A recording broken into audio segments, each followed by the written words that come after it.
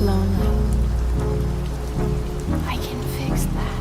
Kauno kebabų review. Šiandieną pirmasis spotas, legendinis Todžia Karaliaus Mindaugo gatvėje. Tai užsisakėm kontrolinį kebabą ir ragausim. Labą vakarą.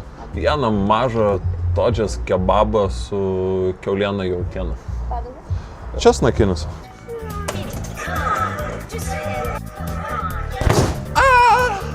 Haiskoras.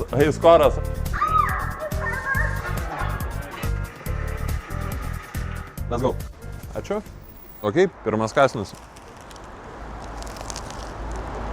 Padažų visada yra biški daugokai, bet pirmas kąsnis labai geras. Pats repas raškus, bet nekietas. Mėsytė irgi achujenai pakepta, tai kol kas visai nieko. Svertinsim pagal 3 kriterijus. Kaina, skonis, prieinamumas. Kaina. Mažas Todžias kebabas kainuoja 4,50 €. Tada skonis. Kaip minėjau, visai geras, tačiau biški per daug padažo. Tiesiog biški mažiau padažo būtų visai geras variantas.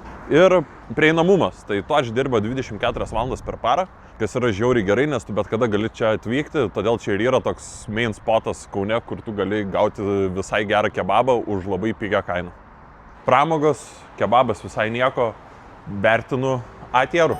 Kodėl ne S tieras? Nes per daug padažų.